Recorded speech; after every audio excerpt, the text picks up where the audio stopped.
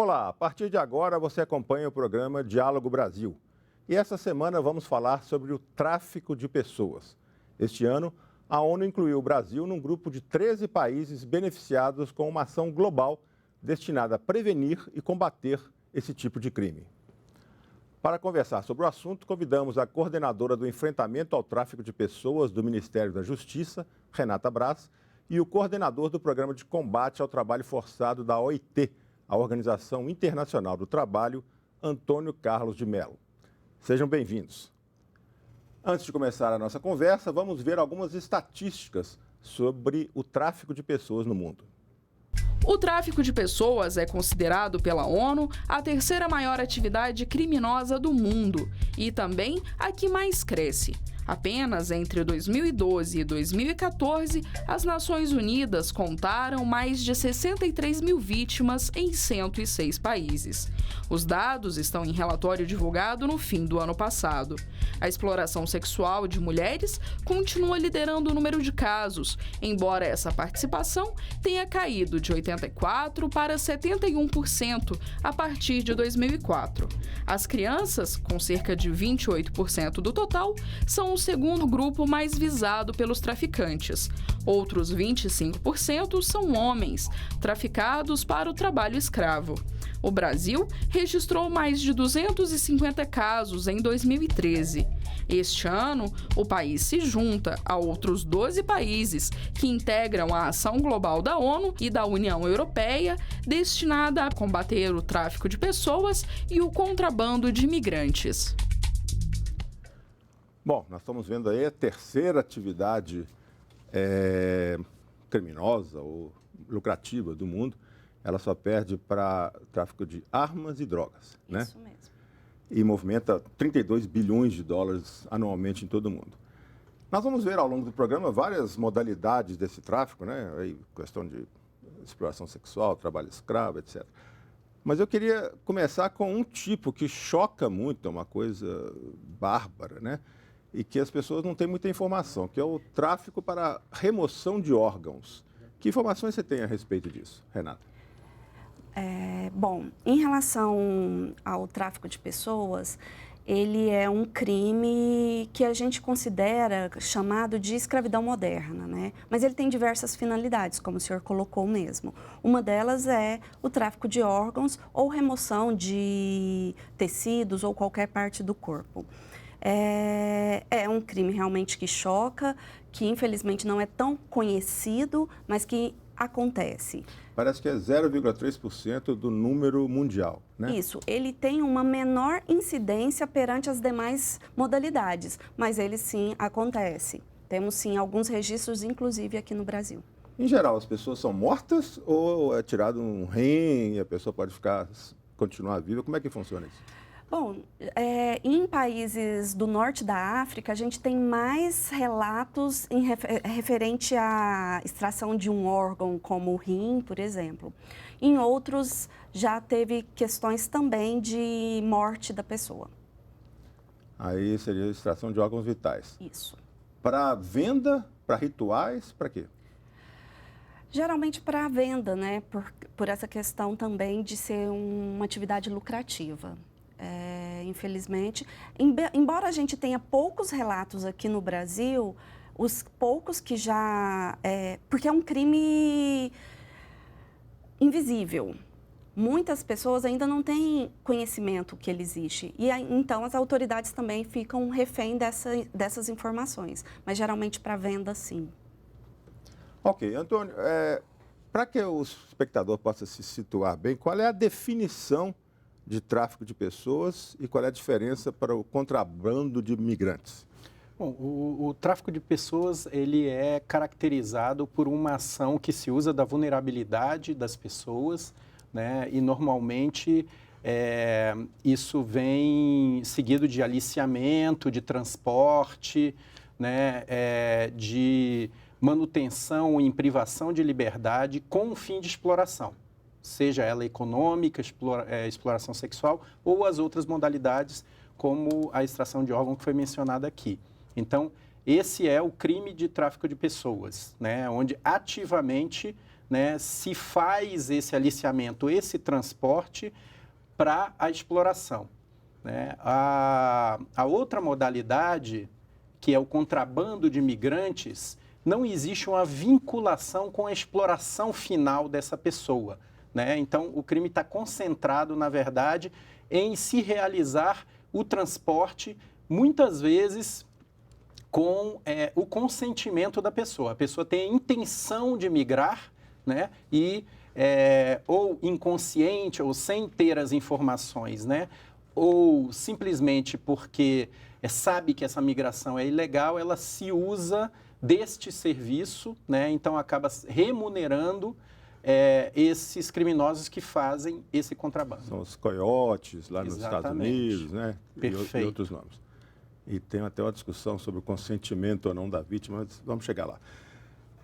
Para entrar num assunto fundamental que é o trabalho escravo, vamos ouvir agora o vice-presidente do Fórum Nacional do Poder Judiciário para o monitoramento e efetividade das demandas relacionadas à exploração do trabalho em condições análogas à de escravo e ao tráfico de pessoas. Gustavo Alckmin também integra o Conselho Nacional de Justiça. Ele fala sobre a relação entre tráfico de pessoas e trabalho escravo. Infelizmente, há uma vinculação direta hoje que nós constatamos entre o tráfico de pessoas e o trabalho escravo. E esse fenômeno, infelizmente, tem acontecido no Brasil. Né? As pessoas se deslocam de seus países, né? Muitas vezes por forma ilegal, e ingressam no país através desse tráfico de pessoas, às vezes de forma forçada ou mesmo voluntário, na esperança de uma situação melhor, e acabam, muitas vezes por conta da linguagem, desconhecimento das normas do Brasil e principalmente por necessidade, acabam sendo inseridas num mercado cruel de trabalho forçado, análogo ao trabalho escravo. Bom, Antônio, a gente tem dados dizendo que dos casos mundiais, cerca de 40% correspondem ao trabalho escravo, né? Uhum. Quais são as preocupações da Organização Internacional do Trabalho nessa área? Bom, basicamente, a grande preocupação é a invisibilidade, né? Então, são poucos os países como o Brasil que, de fato, declararam, como o Brasil fez em 1995, a existência de trabalho escravo no seu território nacional. Então, isso fez com que o Brasil acabasse podendo ter um papel aí de protagonismo e começar a estruturar toda uma política de combate ao trabalho escravo. Isso não acontece no mundo, o Brasil é um caso singular, né? Então, o grande aspecto do combate ao trabalho escravo é essa invisibilidade, né? Muitas vezes, esse combate, ele tem sim uma exposição do país, né, e dos setores econômicos do país, e por isso existe essa preocupação dos estados em tentar deixar, né, esse problema, né, na invisibilidade. Então, esse é o primeiro problema. O outro problema é... Só um minutinho. Eu vi uma estatística de que dezenas de países não registraram nenhum caso de resgate de pessoas em trabalho escravo nos últimos anos, né? Nenhuma intervenção. Exatamente, é exatamente isso. Existem países que simplesmente fingem que este tema não existe, né, exatamente para não expor os seus setores econômicos numa economia globalizada e que está cada vez mais atenta, né, a um consumo responsável. Então, esse é o primeiro aspecto. E o outro aspecto é a vulnerabilidade, a pobreza, né, a falta de infraestrutura, de políticas públicas que acabam deixando comunidades, grupos sociais na vulnerabilidade e vulneráveis a serem cooptadas para o trabalho escravo. Então, essa é a segunda preocupação e que precisa haver, mais do que a repressão, um cuidado com o aumento da prevenção e a manutenção desses grupos de uma maneira atendida para que eles não estejam vulneráveis. Estava lendo que os campeões de trabalho escravo no mundo são a Índia e a Coreia do Norte. Por quê? Bom, basicamente, hoje em dia, né, esses mercados orientais são mercados onde existe um número muito grande, né, a população é muito grande e a pobreza é muito grande também, né? Então, existe uma incidência aí da escravidão. Agora, isso também depende de fatos concretos. Então, fatos que acontecem e que acabam expondo o problema, né? Se estima que a China, como um todo, e não só Hong Kong, exista toda uma incidência de trabalho escravo muito forte, mas que não é visível, né? Então, como eu falei, por ser uma violação, acaba sendo invisibilizada, tem essa vinculação com exportação, com setores econômicos, com consumo responsável, que faz com que seja mais difícil, na verdade, você ver o problema da maneira que ele realmente existe. Então, fica dependendo de casos concretos, como aconteceram nesses dois países. No caso da China, o controle do sistema de comunicação talvez também evite a difusão de informações, né? Seguramente. Renata, as pessoas ficam um pouco confusas para saber que organismos, quais órgãos dentro do Brasil atuam em relação ao tráfico de pessoas. Você poderia explicar isso para a gente? Claro. A Política Nacional de Enfrentamento ao Tráfico de Pessoas, ela está sob uma coordenação que a gente chama de tripartite, mas capitaneada pelo Ministério da Justiça. Essa política ela é desde 2006, ela é bem mais recente do que o trabalho feito em relação ao enfrentamento ao trabalho escravo. A nossa lei ela foi aprovada apenas agora, em outubro de 2016. O Ministério da Justiça, como eu disse, é a referência, mas nós temos uma ampla rede em todos os estados, que são chamados núcleos de enfrentamento ao tráfico de pessoas. São os nossos parceiros e nos permite uma capilaridade de ação. Bom, então, se uma pessoa quer denunciar, viu uma situação de trabalho escravo ou de exploração sexual, etc., etc., a quem ela deve procurar? A gente divulga 2 canais principais de denúncia, que é o Ligue 180, no caso de mulheres ou meninas, e também o Disque 100, que é um canal mais amplo. Inclusive, o Ligue 180, ele tem números, inclusive, para o exterior. Quem está fora do país, algum brasileiro que esteja fora do país pode acessar. Ah, muito bem. Antônio, segundo a pesquisa da Walk Free Foundation da Austrália, de junho de 2016, o Brasil aparece em 41º lugar no ranking do trabalho escravo. Estamos bem ou mal nessa fita? Na verdade, a OIT, ela não faz essa estatística de ranqueamento do trabalho escravo, porque isso tem que ser feito, basicamente, dentro da conceitualização de trabalho escravo, né? O trabalho escravo em cada país, ele pode ter um conceito diferente e, por isso, indicadores de incidência diferentes.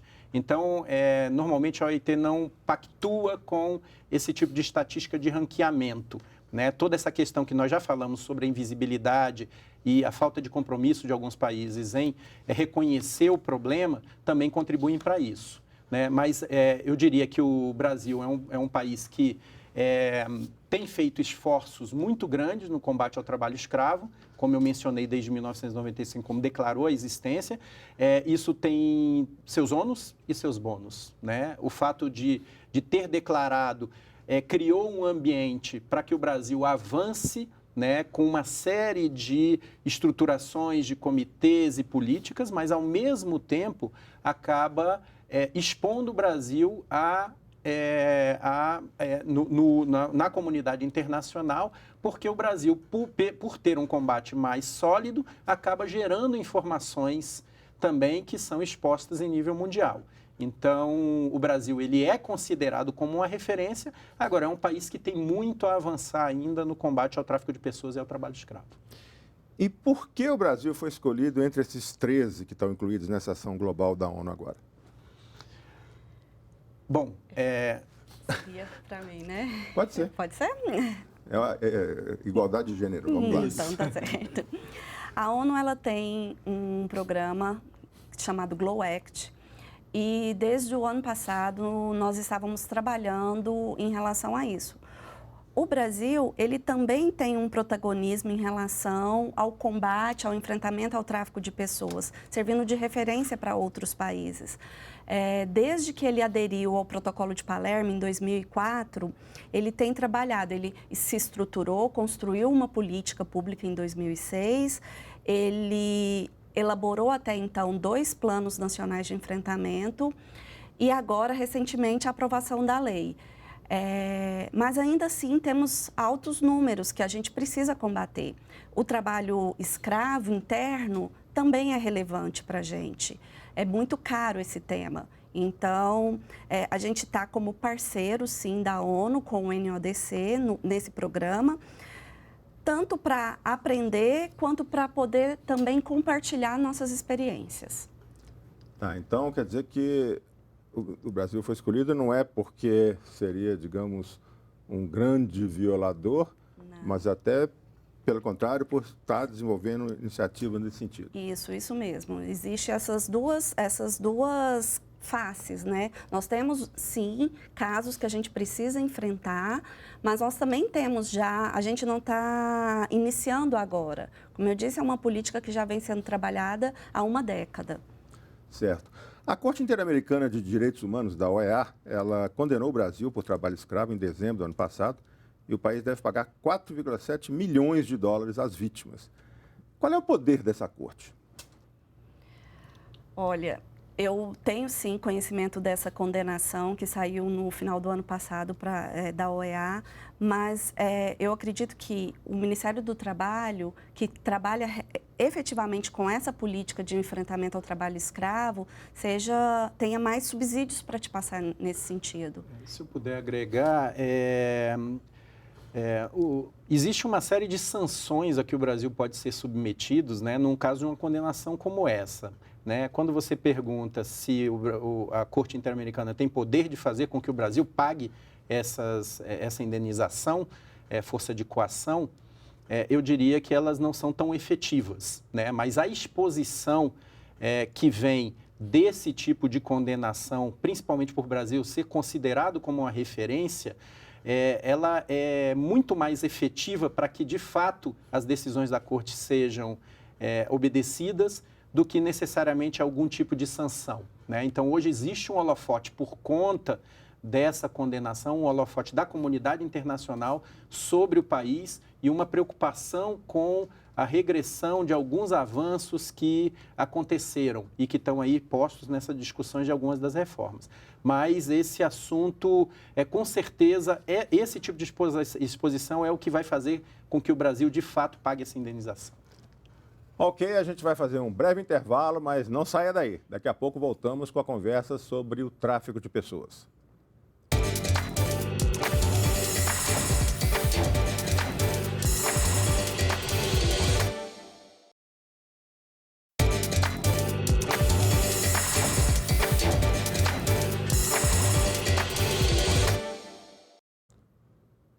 O Diálogo Brasil está de volta e nossa conversa de hoje é sobre o tráfico de pessoas.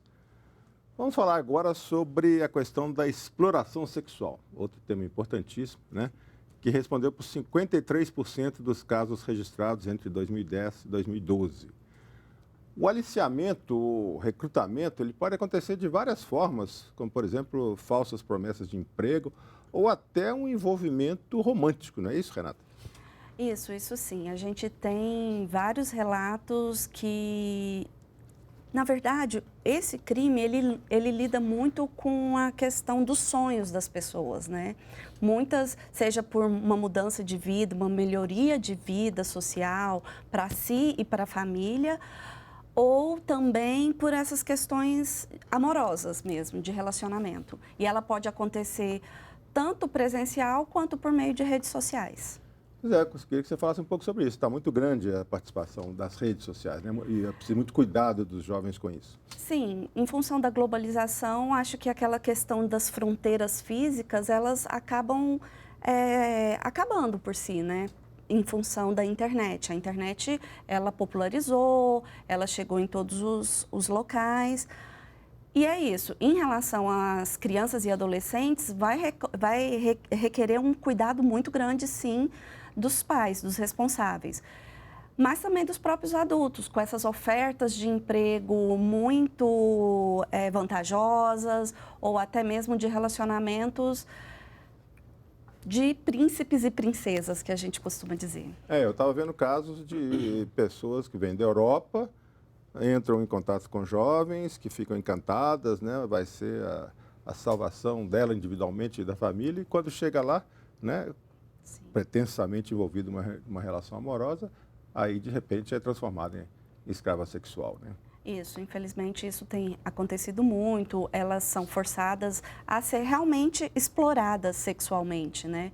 Algumas são prostitutas no país de origem, mas elas até consentem em ir para fazer uma prostituição e não ser explorada sexualmente, só que chega no local de destino, toda a história que foi passada para ela não é bem aquilo.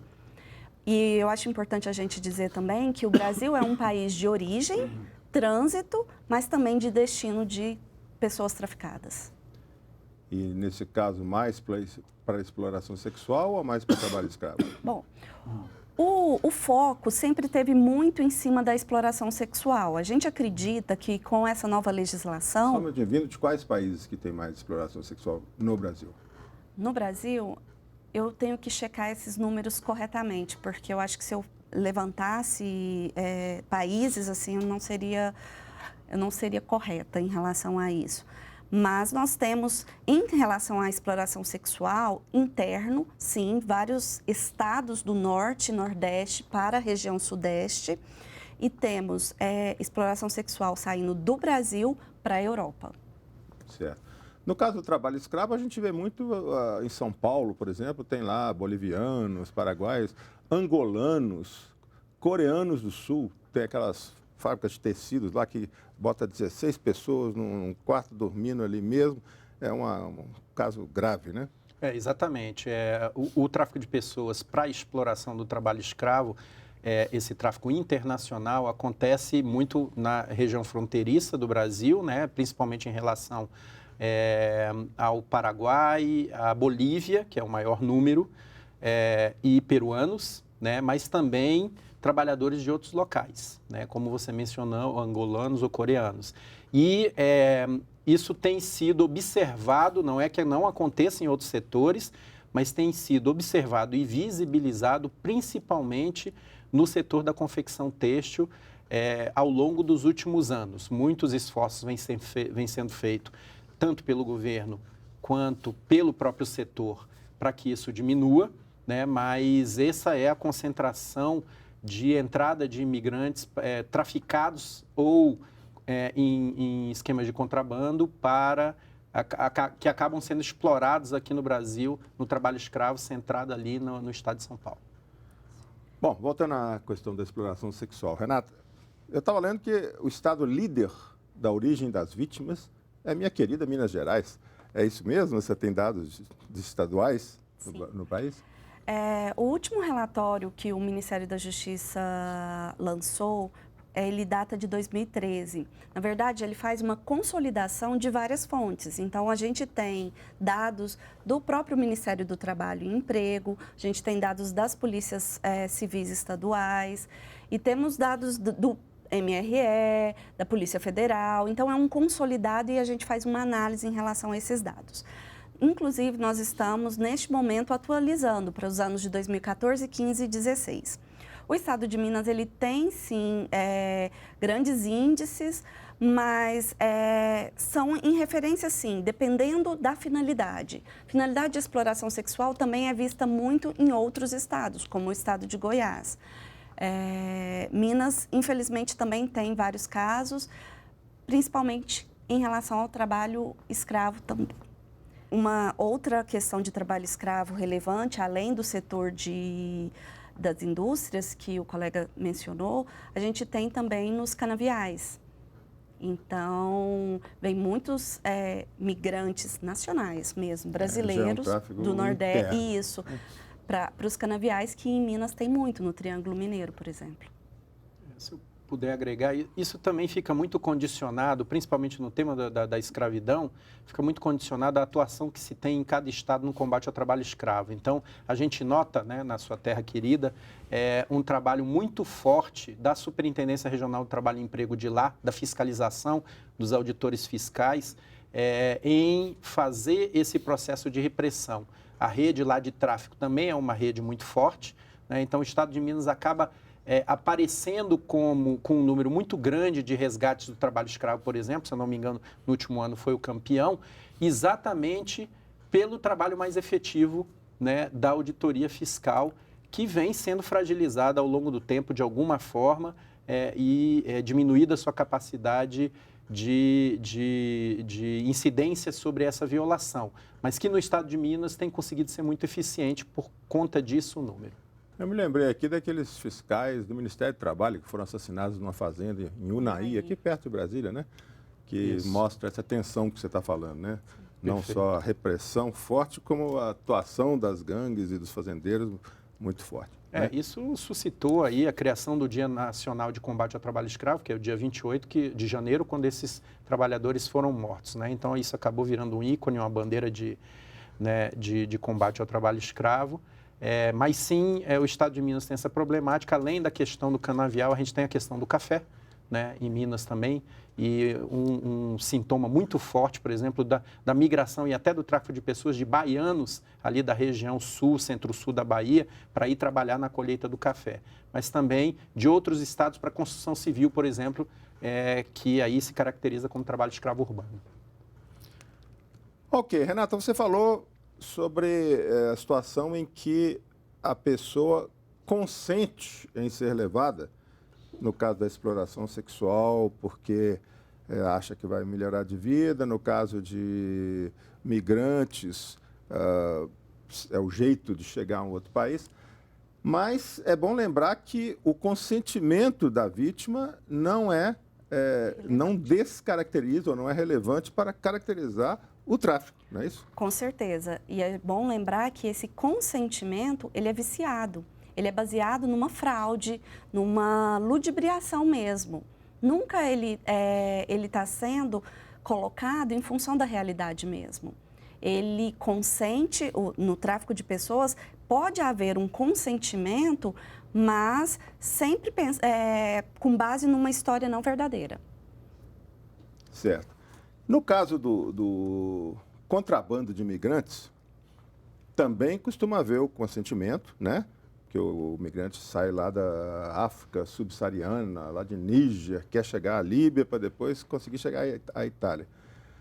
Agora, eu tenho visto casos horrorosos que estão acontecendo nesse momento, em que o sujeito já paga um atravessador, já paga um agente para chegar até a Líbia. Quando chega na Líbia, pega um motorista de táxi que, se não receber um dinheiro, e às vezes o migrante já não tem mais dinheiro, vende aquele migrante para uma gangue local que passa a extorquir a família de origem da pessoa e ele é vítima de novo, né? Você tem... exatamente. Isso, na verdade, já é uma evolução, né, do contrabando. Você nota que, na verdade, existe ali um mercado de contrabando de imigrante, né, que acaba virando ali uma cadeia de produção do crime, né? Então, existe aí toda uma organização criminosa que vai se alimentando e se aprimorando, porque eles são muito efetivos nesse aprimoramento, né? Então, começam a aparecer essas outras possibilidades de exploração que se ligam, na verdade, ao contrabando e que, quando você olha como um todo, né, acaba sendo, sim, uma questão de tráfico. Não necessariamente o contrabandista ele teve a intenção de traficar, porque ele não tinha como intenção explorar economicamente, né, mas existem ali, surgem essas outras oportunidades e tudo isso se vincula no que eu diria que é uma grande organização criminosa. Isso é a tendência de aprimoramento dessa economia do crime. Que é facilitada pelo fato de que a Líbia virou um país sem instituições, né? Desde a queda do Gaddafi, que o país está fraccionado entre grupos de poder, aí facilita o crescimento dessas gangues. A ausência do Estado, ele abre aí essas oportunidades de ocupação desses setores criminosos. Ok, 4 anos atrás, uma comissão parlamentar de inquérito investigou o tráfico de pessoas no Brasil. e nós ouvimos o deputado Arnaldo Jordi, que foi o presidente da CPI. Ele destaca algumas mudanças na lei como um dos resultados do trabalho. Vamos acompanhar a fala do deputado. O Brasil legislava nessa questão ancorado no contrato, no Acordo de Palermo, que é um contrato internacional, um acordo internacional que o Brasil é um dos seus subscritores, mas não tinha uma legislação própria. A única legislação que tinha no Código Penal era o tráfico para efeito de prostituição de mulheres. E nós inauguramos uma série de outras modalidades, a questão, por exemplo, do tráfico de crianças, a questão, por exemplo, do trabalho análogo a trabalho escravo, a questão, por exemplo, da situação dos jogadores de futebol, que é muito recorrente no Brasil, a questão das meninas modelos, a questão do tráfico de órgãos, enfim, uma série de outras situações que nós constatamos durante os quase dois anos de trabalho da CPI e que não é tão rara no Brasil. A dificuldade que esse tipo de crime tem para ser identificado é porque geralmente quem pratica o tráfico pratica em nome de uma boa ação, tentando ajudar alguém, mas na verdade isso muitas vezes esconde uma ação criminosa e de organizações criminosas poderosas. Renata, o deputado menciona uma coisa muito curiosa, o tráfico de jogadores de futebol. Como é que isso acontece? Bom, infelizmente sempre está girando em torno da questão do sonho, né? Muitos olheiros, empresários, eles acabam aliciando jovens jogadores de futebol, e aqui o Brasil é um país de referência em relação a esse esporte, e prometendo várias oportunidades lá fora, na Europa, na Ásia, em vários países. E levam esses meninos para lá. Só que quando eles chegam lá, não existe clube, não existe contrato, e eles são explorados mesmo, tanto do trabalho, ou pode até mesmo cair numa rede de exploração sexual. Pode cair em exploração sexual ou que outro tipo de exploração? De trabalho. Eles podem ser vinculados ao trabalho escravo, por exemplo. Fora do futebol? Fora do futebol. Não existe clube, não existe contrato. Eles usaram essa questão, esse sonho desses meninos para levar e explorar a mão de obra deles. Ah, sim. Então seria uma mentira planejada e quando ele chega lá vai trabalhar numa coisa completamente diferente. Sim, é isso. A gente teve no segundo semestre 2 casos de jogadores mirins do estado de Goiás, por exemplo, que foram para a Alemanha e quando não são também abandonados, às vezes, deixados à própria sorte, num país que eles desconhecem a língua, a legislação, enfim. Ou seja, os pais têm que se preocupar muito com essas promessas, né? Sim, com certeza. Antônio, o deputado falou dos avanços com a legislação, né, no caso do Brasil, mas a gente vê também muita reclamação com relação à falta de gente e de recursos para fazer com que a lei funcione. Ela existe, né? Por exemplo, nós tivemos aí que em 2015 houve 282 inspeções que resgataram 1.199 trabalhadores em condições análogas à escravidão no Brasil, mas em 2016 foram apenas 184 averiguações. Isso foi uma queda de 34%. E somente 672 pessoas foram resgatadas. Então, o problema é esse? Nós temos dificuldade para fazer com que as leis sejam respeitadas? Na verdade, nesse caso específico da legislação, esse é um problema crescente, né? E é um problema que já vem de alguns anos.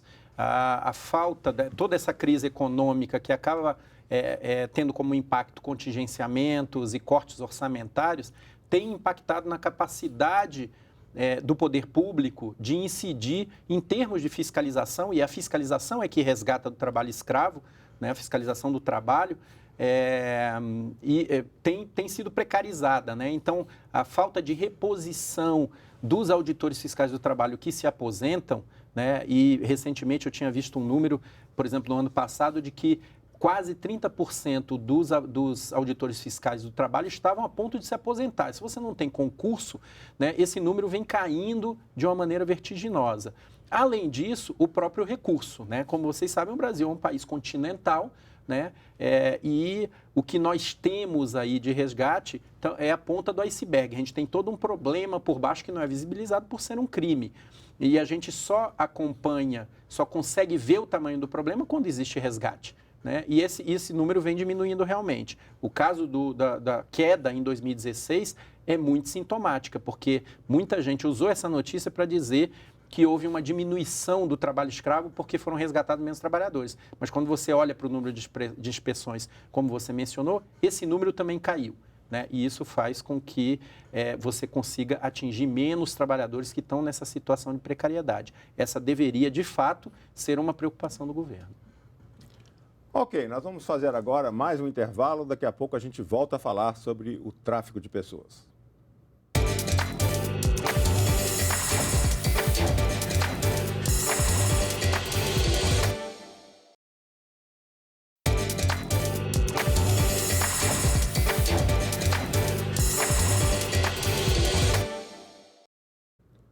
O Diálogo Brasil está de volta. Hoje estamos falando sobre o tráfico de pessoas. A Defensoria Pública da União é uma das instituições brasileiras que participam da ação global da ONU e da Comunidade Europeia no combate a esse tipo de crime. Vamos ouvir o que diz a respeito o Defensor Público Federal Leonardo Magalhães. A Defensoria agora está com o projeto do GLOW Act, que é um projeto da União Europeia junto com o escritório da ONU de combate ao tráfico e drogas, que tem por objetivo fomentar algumas práticas exitosas em relação ao tráfico de pessoas no Brasil. Um dos maiores objetivos da atuação da Defensoria é prevenir a saída do território nacional e também dar apoio às vítimas, tanto a família como as vítimas do tráfico de pessoas. Renata, existe uma campanha da ONU, né? O Coração Azul. Gostaria que você falasse um pouco sobre isso. Sim, a política de enfrentamento ao tráfico de pessoas, ela trabalha em 3 eixos. Um eixo de prevenção, um eixo de repressão e um eixo de atendimento à vítima. No eixo de prevenção, o nosso forte realmente é a adesão à campanha Coração Azul. É uma campanha mundial e que no dia 30 de julho é comemorado esse dia.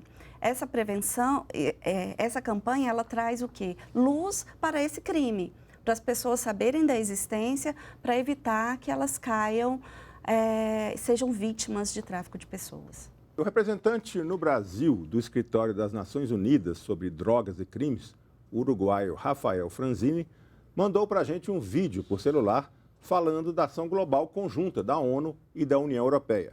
A iniciativa foi lançada no Brasil em abril. Vamos ouvi-lo. Ação global para prevenir e combater o tráfico de pessoas e contrabando de migrantes é uma iniciativa conjunta de 4 anos, que vai a partir de 2015 até 2019, financiada pela União Europeia e executada por nós, o Escritório das Nações Unidas sobre Drogas e Crime, a Organização Internacional de Migrações e o Unicef.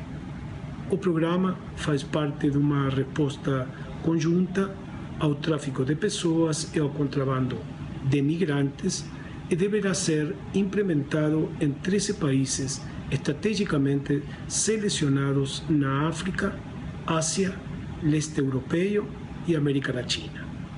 O foco será colocado sobre a assistência às autoridades governamentais, às organizações da sociedade civil, às vítimas de tráfico de pessoas e migrantes contrabandeados. Eu estou vendo aqui muito se falar sobre o papel dos governos, falou um pouco das ONGs. Qual é o papel do cidadão comum? Como é que ele pode contribuir? A gente já falou de alguns telefones que ele pode recorrer, mas o que ele pode fazer? Bom, se informar. A princípio, como o colega disse, ele tem que ser um conhecedor dos seus direitos, realmente, para evitar cair em situações de exploração, seja de trabalho, seja uma exploração sexual ou outras finalidades.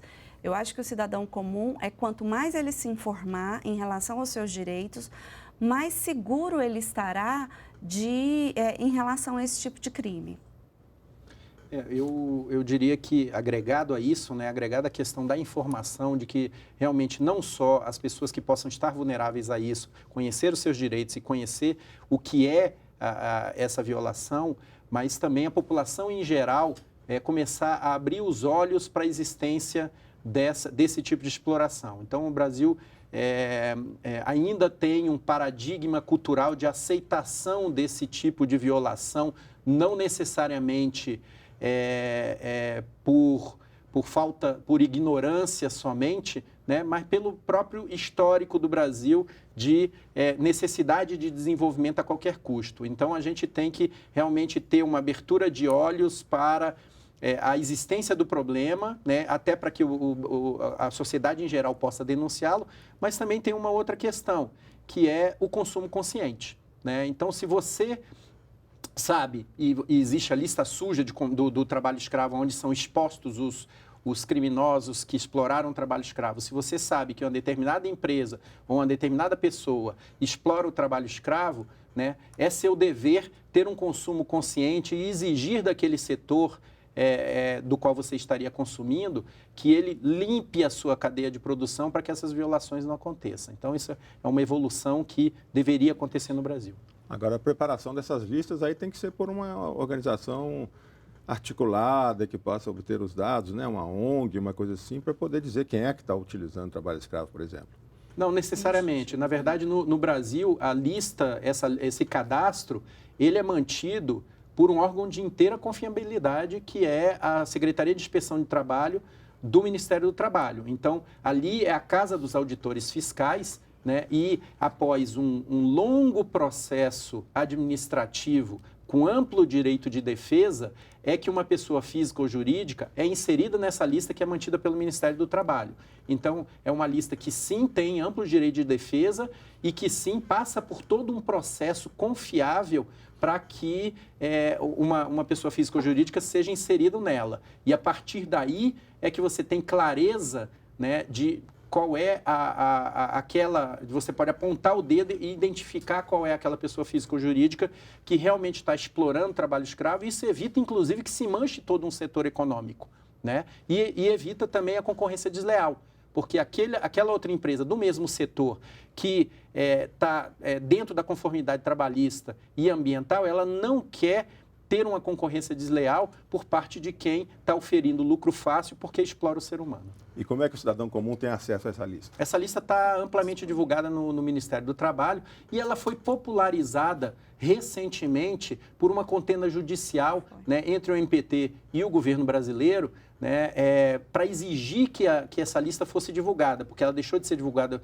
durante algum tempo, né, e atualmente ela foi novamente divulgada, mas o processo de briga judicial que aconteceu teve um impacto muito interessante, porque houve uma disseminação do assunto muito maior. Então, hoje, uma parcela maior da população conhece a lista, né, e pode simplesmente, com acesso ao Ministério do Trabalho, ter acesso a essa lista que foi publicada. Ok, Renato, eu estava vendo uns dados da ONU de que entre as vítimas de tráfico, nas diversas modalidades, no mundo, 49% são mulheres adultas, 33% são crianças, sendo que 21% são meninas e 12% meninos. Então, se a gente somar os 49 com as 21, são 70% mulheres, pessoas do sexo feminino, somando adultas e crianças. Ou seja, as mulheres são as grandes vítimas, né, da questão do tráfico. Sim, são sim. Esses dados realmente mostram o que a gente tem visto mesmo. Ou seja, as mulheres, meninas, elas são as maiores vítimas, muito em função de que a maior finalidade do tráfico de pessoas é de exploração sexual. Então, é em função disso. Mas tem casos também de trabalho escravo envolvendo mulheres, né? Tem sim. Mas nessa finalidade de trabalho escravo, o gênero masculino é maior. Certo. Mas existem sim mulheres. Ok. A gente tratou aí das principais vertentes, né? Trabalho escravo, exploração sexual. Mas existem outros que eu acho que seria interessante vocês comentarem. Por exemplo, crianças transformadas em soldados, né? Sequestradas para participar de exércitos, principalmente na África, ou crianças destinadas a pequenos crimes, adultos que viram pedintes forçados, casos de pornografia, que pode ser infantil ou não, casamentos forçados, fraudes em benefícios, vendas de bebês, adoções ilegais, rituais. Gostaria que vocês falassem um pouco sobre esses outros casos que não são os majoritários. Bom, na legislação brasileira, com a sanção da Lei 3.344, agora em outubro de 2016, houve o quê? Houve uma abrangência maior do crime de tráfico de pessoas.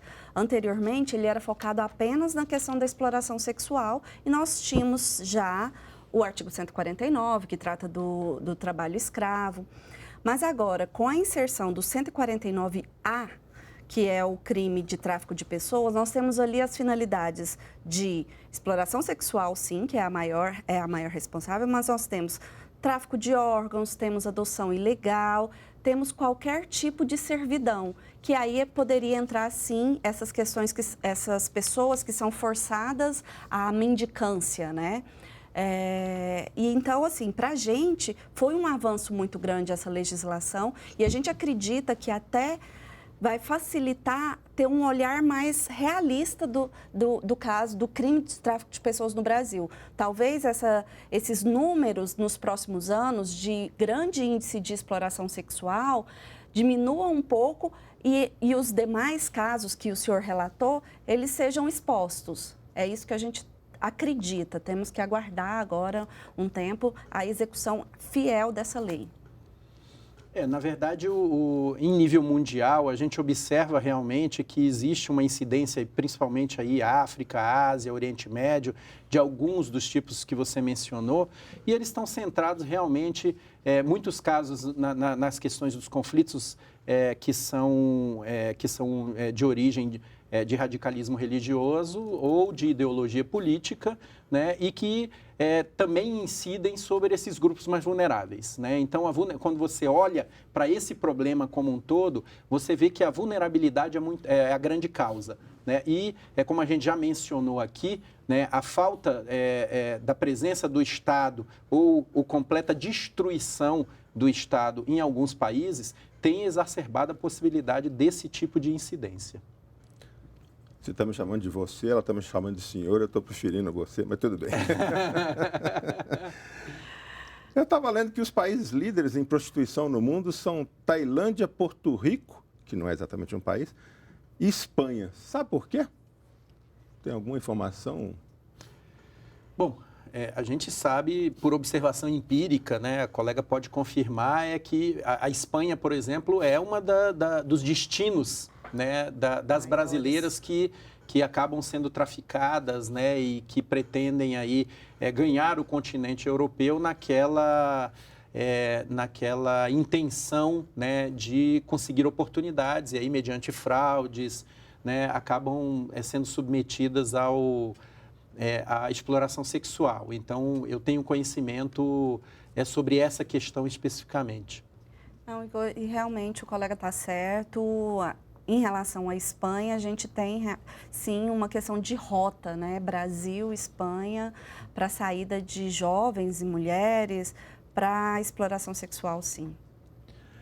Em alguns países, como Suécia, França e Irlanda, eles penalizam os clientes da prostituição, mas não as prostitutas. Vocês veem isso como um caminho possível? É uma boa medida?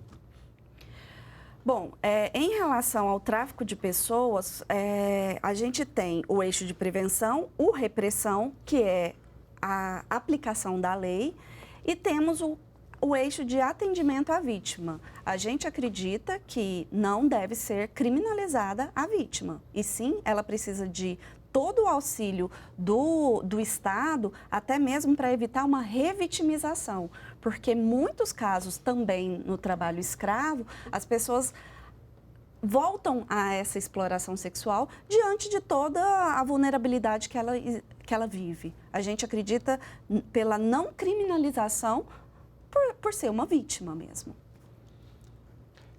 Na verdade, são países que você cita que realmente evoluíram em termos de direitos humanos, inclusive de reconhecimento de determinadas atividades, né? Quando você menciona que prostitutas não são punidas, né, pelo exercício desta atividade, né? Então, você nota, na verdade, que é um reconhecimento do país de que existe uma atividade, né, econômica e que é melhor protegê-la do que não protegê-la, né? Então, eu acho que, na minha humilde opinião, eu acho que isso realmente é um avanço e, me juntando a colega, reforço que e o Brasil está avançando nessa questão com o advento da nova lei de imigração, que realmente evita essa vitimização. Isso ainda é um problema na Europa. Muitas vezes, na Europa,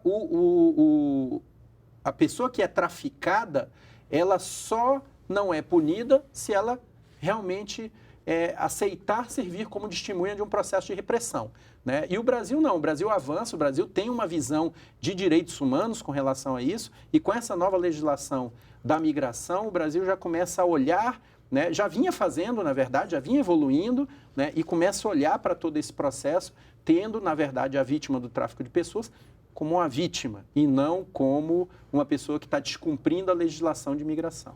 Nesse caso, só para complementar, os migrantes que são vítimas de tráfico de pessoas aqui no Brasil, em função dessa lei do ano passado, ele ganha a permanência no Brasil durante a apuração do caso. Ele não vai ser deportado, aquele medo que alguns migrantes têm de denunciar porque eles sabem da sua ilegalidade, da sua irregularidade, na verdade, né? Agora ela está preservada nesse quesito. Ok, a nossa conversa poderia se estender bastante, mas o tempo é curto, ela já chegou ao fim. E eu agradeço a participação da coordenadora do enfrentamento ao tráfico de pessoas do Ministério da Justiça, Renata Braz, e do coordenador do Programa de Combate ao Trabalho Forçado da OIT, Antônio Carlos de Mello. Muito obrigado pela presença de vocês. Se você quer saber mais sobre o programa, entre no site da TV Brasil. O Diálogo Brasil volta na semana que vem. É toda segunda-feira, às 10 da noite. Até lá.